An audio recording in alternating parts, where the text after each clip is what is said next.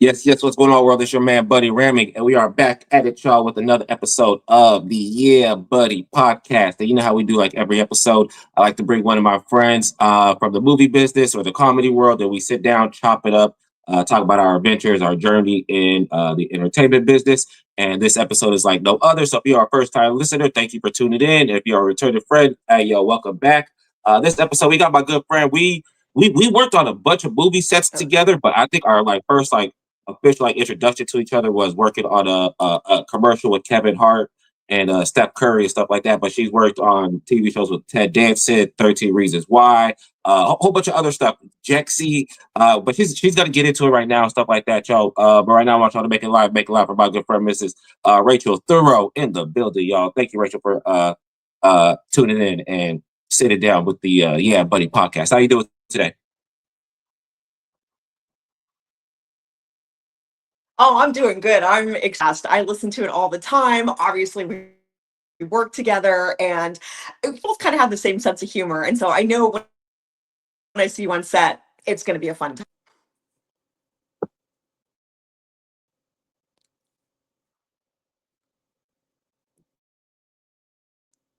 Oh, Did you like I get into can't hear acting? Let's start anything. with that for everybody listening to it. How did your journey into the acting and the movie business start? So I wanted to be in movies and TV shows and commercials since I was a thing where, my mom was like, we're going to do music. You're older, you can get into acting. But I grew up very musical child. And so I played the violin, that kind of stuff. And so ended up maybe about oh gosh 7 or 8 years ago, started to finally take acting classes and improv and did all that stuff here in Santa Rosa. And one of my mentors was like, you should really check out the casting calls for 13 Reasons Why, because even if you go in as a background, you'll get to know how sets work, how the actors work, and it should be a pretty good experience. And I know usually people either hate being background or they absolutely love it, and so clearly I absolutely love it. And so my first just kind of getting my foot wet was basically season 3 of 13 Reasons Why. And my very first scene, which there's kind of a punchline to it, but basically I was in Monet's cafe and the whole was sitting around the table. And one of my first moves was whenever they called background, I had to get up and get a cup of coffee. And so literally when it came time for premiere night, I was so excited. I was telling all my friends scene with the whole cast, you gotta watch it. I'm in it. It's amazing. It's gonna be so rad. They didn't show me, probably because I was like with my cup of coffee walking around, not just like acting Mm. normal. And so a piece of me did show up. It was my purse on the back of the chair. And so that was also my first kind of like foray into, you may be in this movie, but that's not a promise you're going to get shown. Yeah. So, but it was such a good experience. And so off and on season 3, season 4, like at one point, the casting agent and also wardrobe, Mama D, was like, damn, you're really in this like whole 13 Reasons world. You're just like everywhere. Mm. So it was pretty sick. I miss it tons. I think that's always funny, especially like when this your first time like being on a movie. Because I had the same experience like when I first was doing like background work or like um my first experience of like, oh, you're not just because you're in front of the camera doesn't mean you're getting camera time and stuff like that. And it's always funny. It's always embarrassing because you're so happy, you're so excited, and Yeah. you always go bring like your friends, your family. You go have like I had a big old watch party for like the first movie I was in. It was like some Yeah. small independent movie called like Left and Loose in the Lot, and like at the premiere, like I was in the movie, Yeah. but then like when it got released on like DVD, like the scene got cut out, so like I didn't know. And then like yeah, we have this big old watch party at my house, and like the scene that I was supposed to like it just skips right over like I'm supposed to be in, and I was just all like, oh shit. I just left. I just left. Yeah. Like, oh, Mhm. And then so like working on 13 Reasons gotta get Why. Netflix. I'm gonna be all over the show. Yeah, yeah, yeah. It's like Yeah. there, yeah. Just switch your eyes and shit like that. But working on 13 Exactly. Reasons Why. Exactly. Mm. I'm sorry. I'll say working on 13 Reasons Why. That was your first time. That's how you became SAG.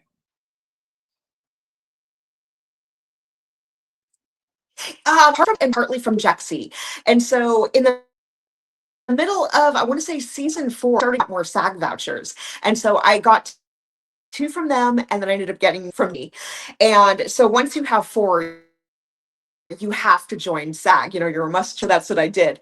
Looking back later, or if I had to do it all over again, stay non-union just a little bit longer, try to act in more, maybe student films or, something along those lines, just to kind of get my chops up a little bit better. But, it is what it is. You can't go Mm, back. mm.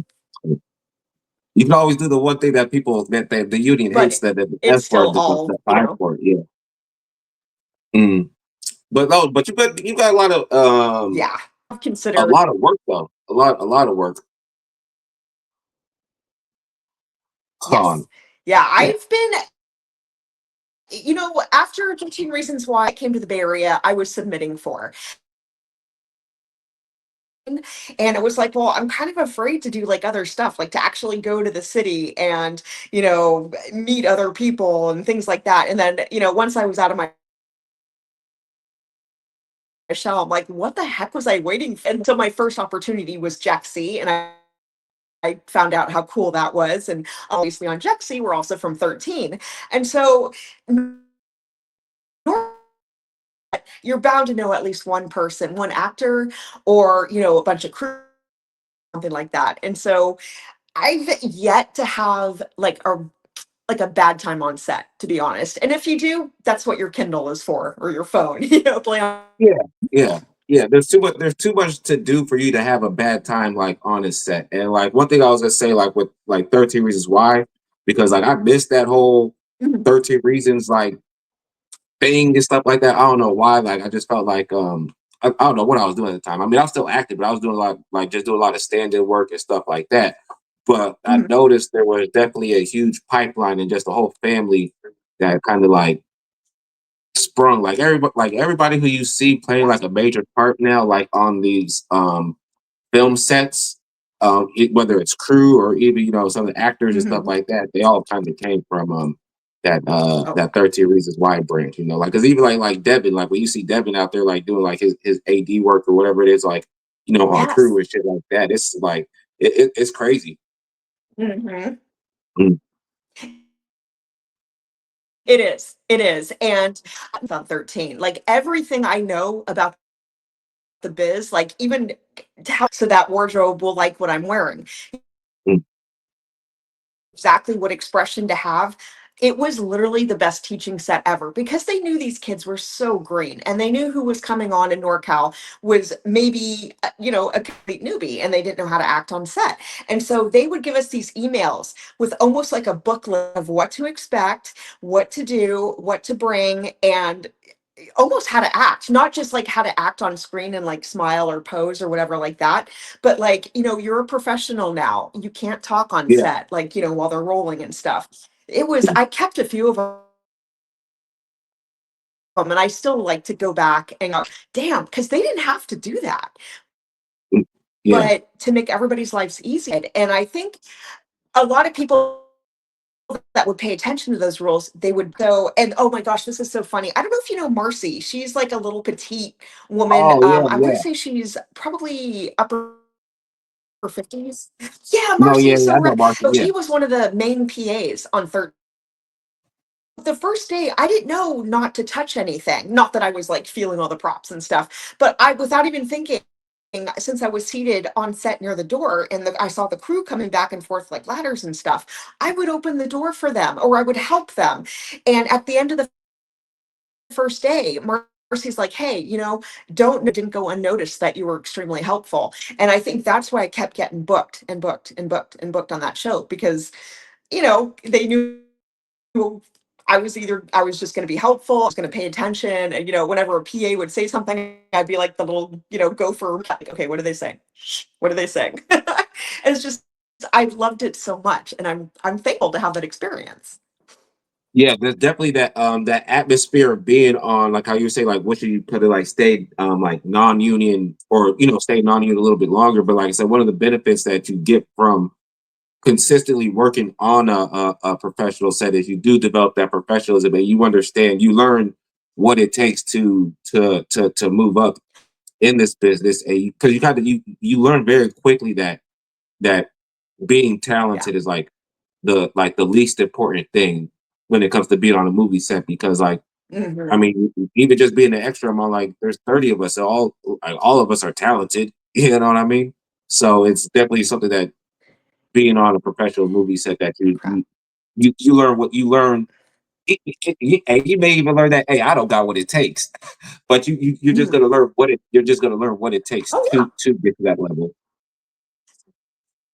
Mm, Absolutely. I was actually on set a couple years ago in Yosemite, and they were filming a pilot, and I actually even got a couple of lines, and it was super cool.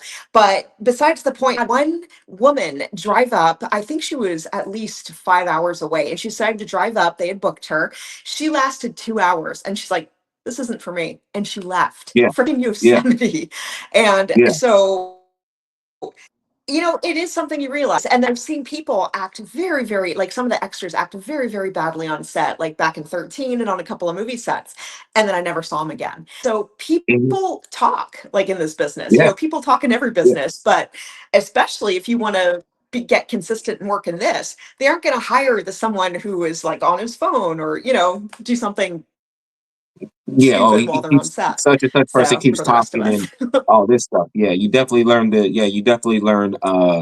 what it takes to yeah. be like, because just to be on a set, like, I mean, like if I don't have the business acumen to even like be a background extra, man, what do you think they gonna expect to trust me being on like a movie set on like the lead, the number one on the call sheet, number two on the call sheet? I'm all like, come on now, bro.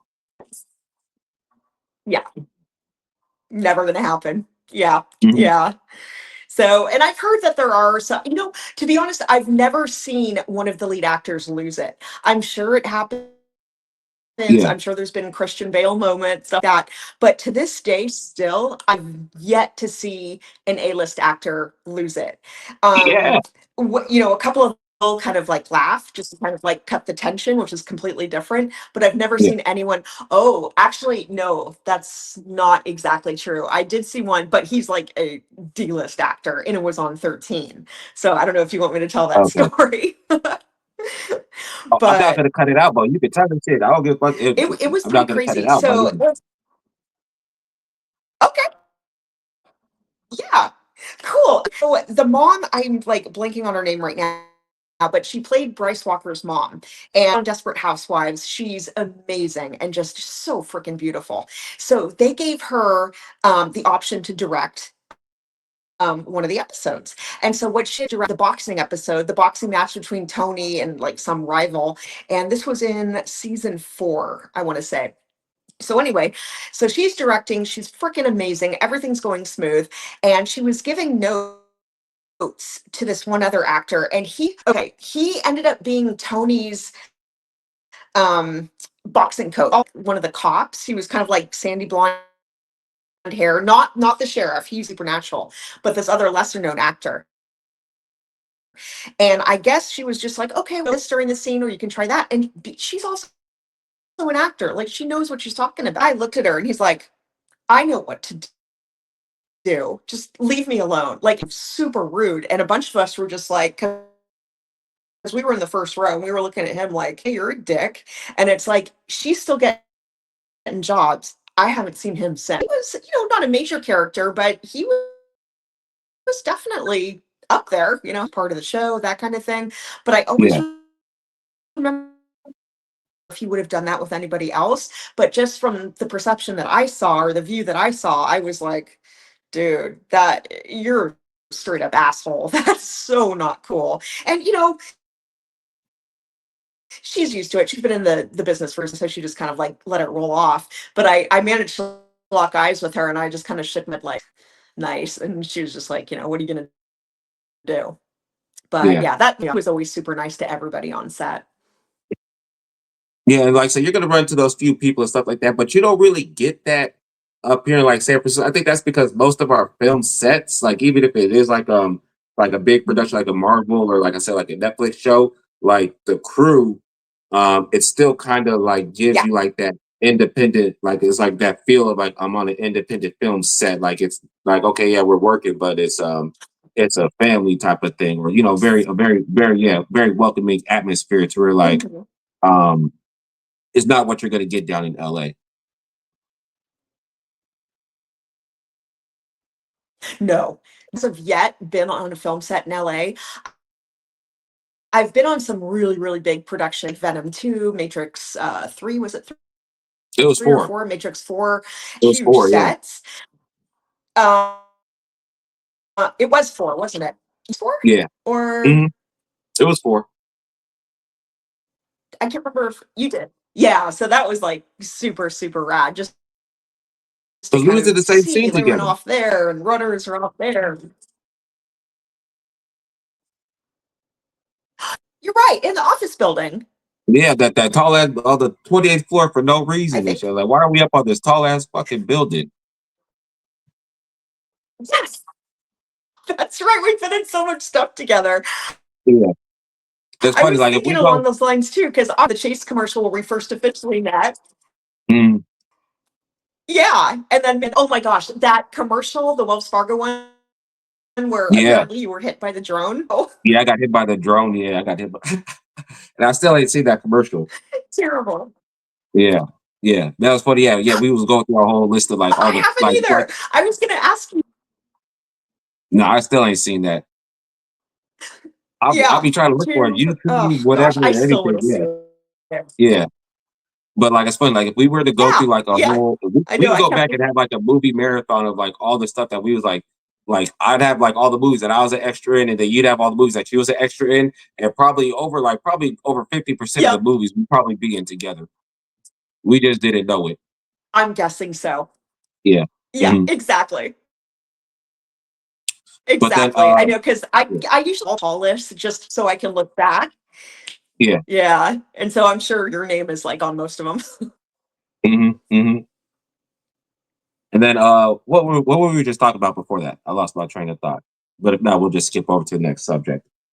Um, Okay, yeah, we'll just skip to the next subject. We'll come back to it You though. It'll can probably jog skip my memory. it. But so anyways, like I said, we talked about oh, that's Okay. right. We was talking about the like LA work and stuff like that. Yeah, like I've never been down to LA like for work, but like you said, like working on the Matrix and stuff like that, like they bring like LA crew up there and you could just feel like just the Yes. type of the different type of energy that they bring and stuff like that. I'm like, man, it's like that, like I was like, sheesh, Louise. Yes. Mm, Yeah. Yeah. And it's crazy because it's like sometimes they'll use some of the NorCal crews and it's nice to see a familiar face, but like the yeah, LA crews, they don't know what we're all about and they don't. And yeah, so, yeah, it's that like kind of tiny amount of, oh gosh, what's yeah. going to, Yeah, yeah. Like you just walk up to one of the dudes, you be like, "Hey, hello, how you doing today?" And yeah. they like take offense to like, what do you mean? How's my day going? What do you think? How do you think my Yeah. day's going? I'm like, "Hey, my bad, bro. I was just trying to be polite. My bad. I'm gonna leave you alone. This shit, you know." But I mean, the Matrix was I rough know anyway. Since it's like, you can, yeah, I- it's like take that Dodgers cap and get the F out.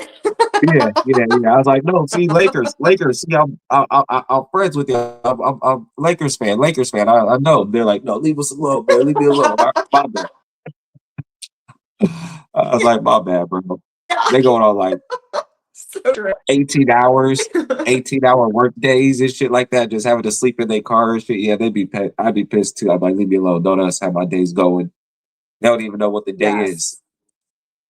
Oh my That's funny. gosh. Yeah, for But sure. Yeah, we haven't had any super long days like that for a while, which they've all kind of been pretty short. I think the longest so far has been about 20 days, which I don't mind at all. Like I'll be there as long as you want me. But I remember even yeah, on 13 or Jexy or some of the other ones, I think the longest day so far on record for me is about 17 or 18 hours. And that was yeah, actually the same boxing match on 13. And by the end, we were just like, Like this is not fun anymore. We're Yeah, tired. like this has been a day. Yeah. This has been a day, like literally. Like I understand, like we get paid Yeah. a Oh day my rate, gosh. but like when we're like 18, I like no, this has been a day. And just gonna Yes. take up the next day because of when you get home, the only thing you about to do is you about to sleep. Because I like depending on how long I've been on that set for, I don't know, but I'd Yes. be in bed. I'd be in bed for a while after being on the set. I don't know what it is, but I'll be like, yeah, I don't do nothing. Don't do nothing. Just sit down and be on my tablet or talking to people all day. But I'll be tired as fuck after that. People don't Hmm. understand. Yeah. So true. So true. And one thing I learned, kind of like in the first year, even though he's kind of sometimes still asks, "What time do you think?" I don't know. I'm on set. We don't have Yeah, like punch yeah, cards. Like we don't have set time of, yeah, it's just gonna be like an 8 to 5 day. Like that does not exist. And it's yeah. fine, but it's like it's hard to plan stuff. And it was so funny because back in the day when there was so much work, like 18, 19, and yeah, not so much, but it was the kind of thing where I would book like a day to go with friends, like Alexandra. Mm, And we'd be like, okay, well, we're gonna hang out. I just got booked. Oh, it's okay. I just got booked too. Cool. We're gonna get paid to hang out today. yeah, So that's been happening a little bit more now, which is super nice too. yeah. Hopefully, work does start So that's to. always fun getting paid to hang out with your friend. Oh yeah, I remember. Uh, Wallbanger. Wallbanger was fun because we was that was we could talk about it because it's already filmed and stuff all like that. But that was the first time Oh, we for ditched sure. the movie set. We left and for anybody that listening right now that doesn't know what Wallbanger is, it's this very horrible cheesy. Well, it's a novel, but it was turned into a movie, a rom com or whatever you want to call it, and it's produced and directed by Oh, Elon Musk's sister, which says enough yes. as it is It was because terrible. it was terrible. Don't go Like see it. you Don't know that support us in this. It yeah, was yeah. horrible. You know that family don't get along based on the budget We for that did. movie. That mother, he didn't want to give her a penny for that movie. He said, "Hell no." Oh my God.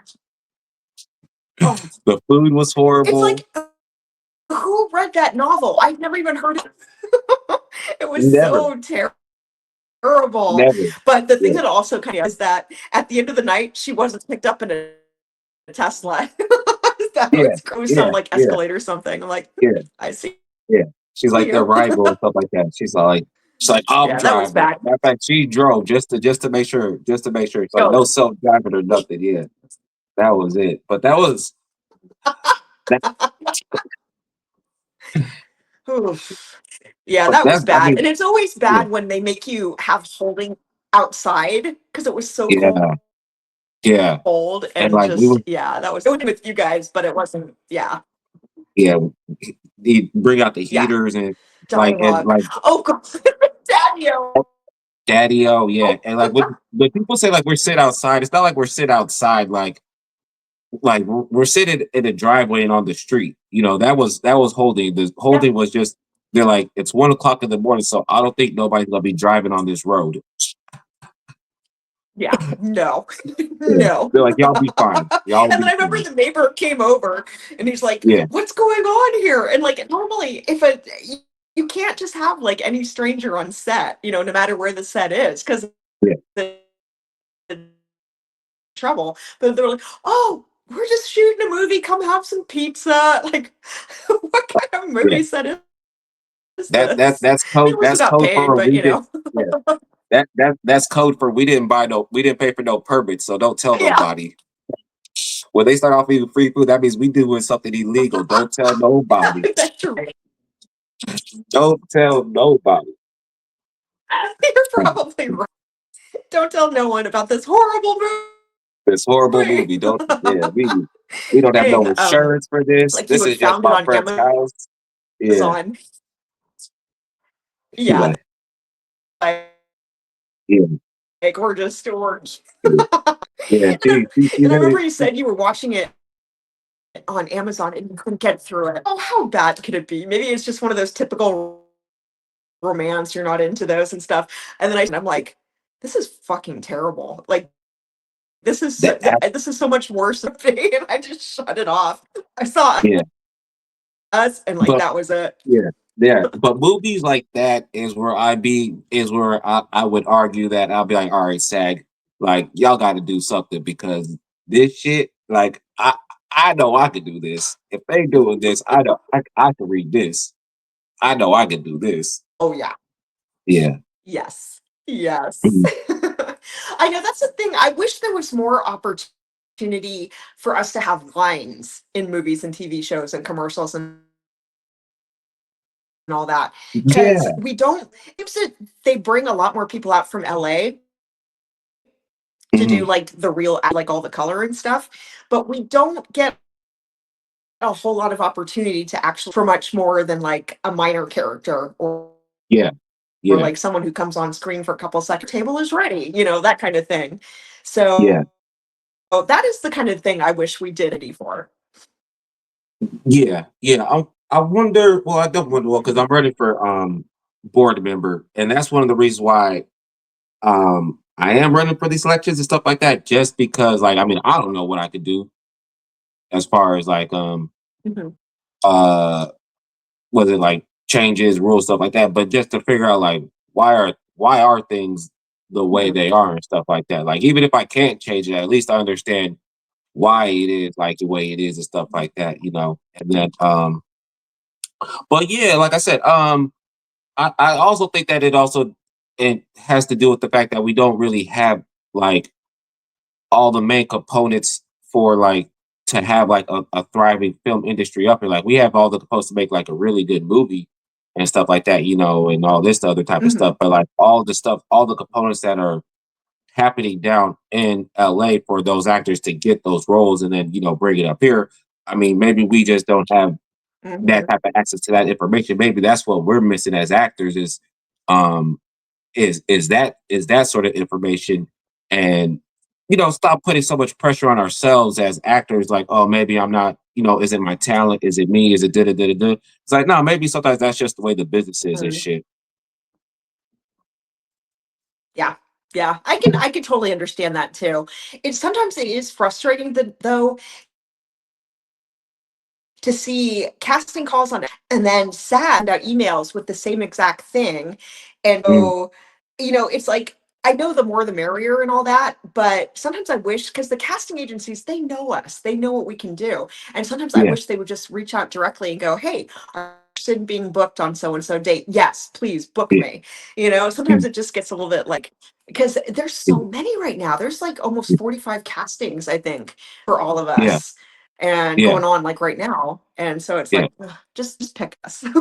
And just maybe just do that's your and thing, maybe that is the hierarchy, and maybe that is something that is going on to where like because people talk about, oh, this see on Facebook groups stuff, people talk, oh, there's a monopoly with the acting roles and stuff like that. Mhm. Maybe that is something that's going on to where they're like, well, we only want, well, just give these certain amount of actors roles, and then just bring up whoever it is, stuff like that, as long as you make your movie here. But I definitely feel like um what we should do is like how you say like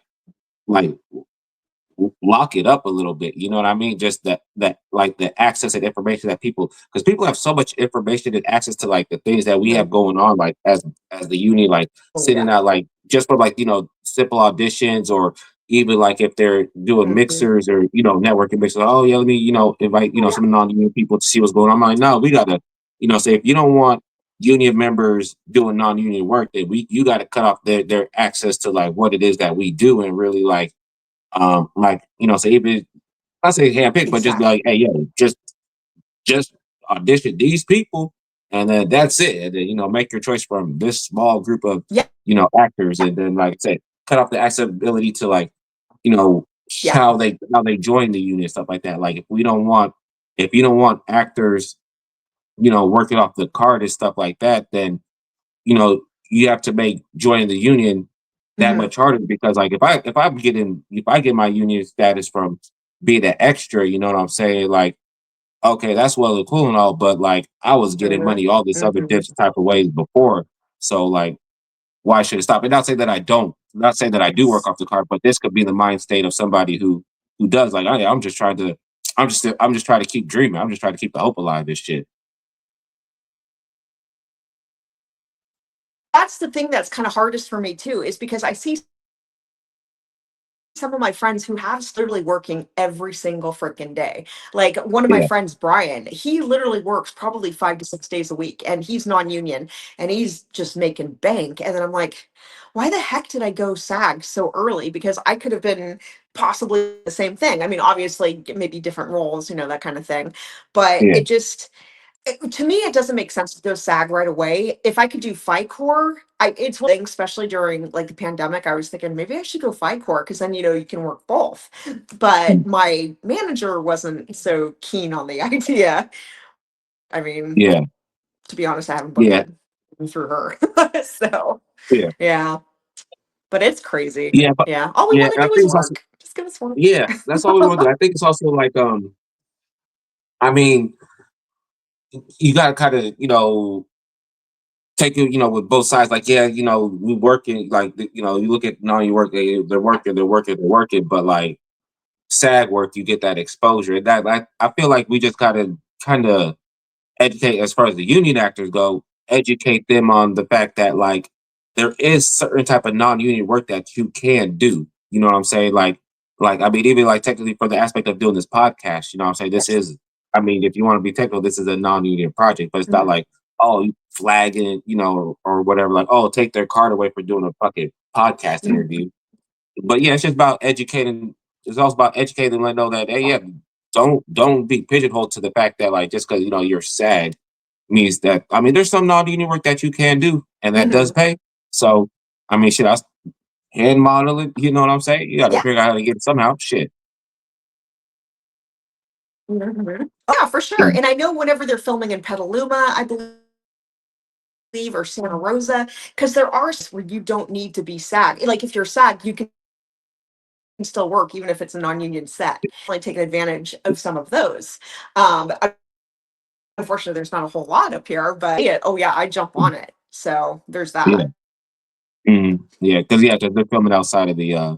SAG zone. Now, I have a different opinion on. I mean, I have a different because I just feel like when they do that, because like I don't, because I done stand-in work for like two of their movies. Because I know you're talking about like people out of Santa Rosa, Petaluma. Like they just be doing that just to cut the budget and stuff. I mean, I get it, what I'm saying, but like I said, at the end of the day, as an actor, I'll take it. I know that I'm working with them, and I'm not getting paid what I should be getting paid. But I mean, but I guess I'm getting paid, and that's Mhm. just the kind of balance that you got to juggle with being the actor up here. Yeah. So like, okay, because we did those little victories, say those little, yeah, we may Yeah. have got And a I couple totally get. or whatever. What are you saying? I haven't had a Oh, chance to be a stand-in yet. Um, there's not a whole lot of stand-ins, people like literally as short as mine. Like, there are obviously some real out there, but they're also yeah, usually about 90 pounds when they're my height. And so work. But I know one of my friends, I don't know if you know Mariana. She's on a lot on 13 Reasons Why. She got to be she for one of the little boys on Matrix 4. I'm one of the sons.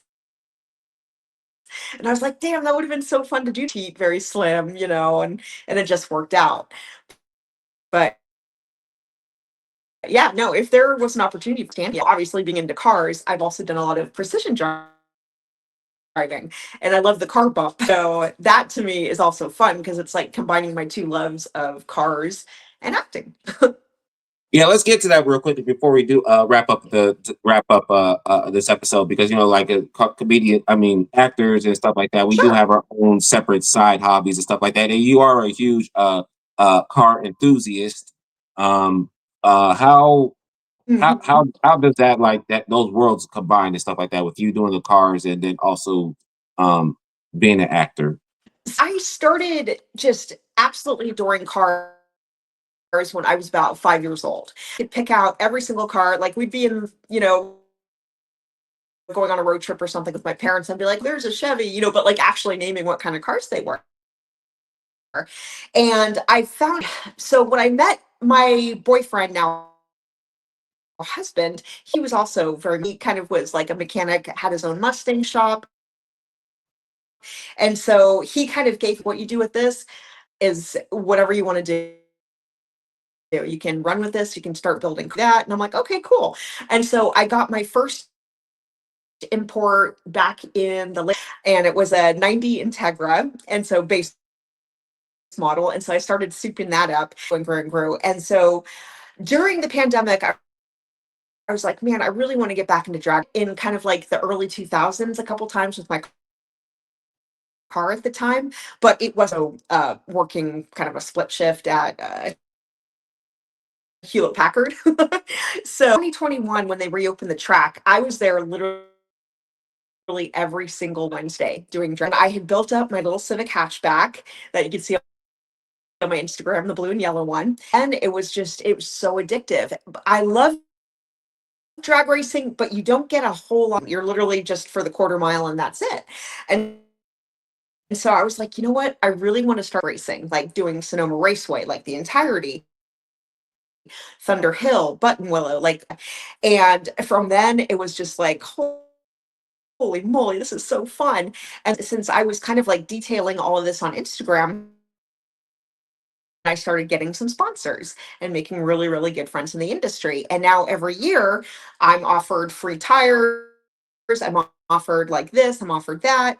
And not as to say like they paid for the whole car, because they didn't pocket, but it's so super nice being noticed and being fortunately, if you're a woman in the auto industry, a lot of time at like, oh, she's just like a model next to her car. She doesn't actually drive, or she doesn't work on her car. Work on my car and finally be respected on the track is like the best. The first year that I started track racing or doing track events, nobody would talk to me, like absolutely no one. And I was usually maybe 3 or 4 women, if that. And I think the last time I went out for Thunder Hill West, I was literally the only woman on. Literally the first year, nobody spoke to me. The second year I was back out, then people started to go, hey man, yeah, I remember you from last year. And so that ended up being super, super cool. And then I would get the people that were putting these events together, like, hey, Rachel, Dara, come out here, I can give you a discount. And so that like makes it even better because they aren't cheap either. Yeah, 2 expensive hobbies, acting and cars. yeah, yeah. But it's been a blast. Yeah. And then now that like you've had like with all the commercials and the TV spots and the movie stuff like that, do they treat you different now?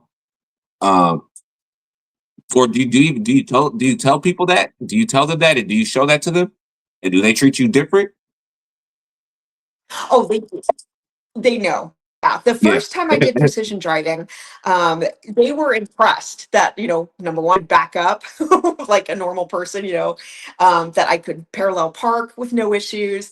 And I have a couple of good, I call them my cheerleaders, like Rick Perrotta. He's always number one on the set to me. He's like, oh, you don't have to worry about Rachel. No, she knows what she's doing. She's the best precision driver in NorCal. And so he's like my leader. I used to show up a lot. Unfortunately, it's about to get sold, but with my FJ Cruiser. And, that thing is this giant green lifted truck. And so I would pull up to set on that thing, and the crews would go, oh my God, it's a monster truck. That thing is so cool. And then they could see I could actually parallel drive it and all this stuff. And then they would just like lose their minds all over again. But yeah, when I show up on set um, if they've never met me before, they trust me. So it's a good feeling.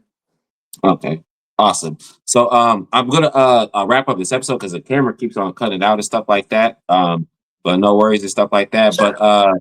before we do head out, if you want to, you give people your social medias and let people know what you got coming up down the pipeline. Absolutely. So my Instagram is Rachel's RACH _spoon EG. And so it's all friends, acting, that kind of thing. I'm on TikTok, Gearhead Chick. And so that's when I do like walk arounds of cars, maybe something cool driving by. It's kind of like a little mishmash of everything. But I think between the two, you kind of get my personality pretty well. And then YouTube is R&D Garage. R for Rachel, D for Dion, my husband. And so I like to teach people basically how to work on cars and get their hands dirty, and it's not scary. Dope, dope, dope.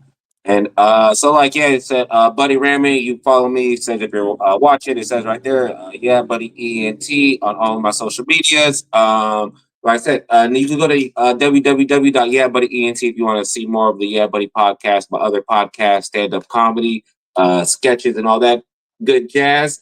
And like I said, Rachel, thank you again for sitting down with the Yeah Buddy podcast. If this was your first time listening, thank y'all. Hope y'all had a blast. And for all my return friends, thank y'all for tuning back in. My name has been Buddy Rahming, Rachel Thurrow. I'm out, y'all. Deuces. Okay. And then yeah, Rachel, give me 1 second before you head out. Okay.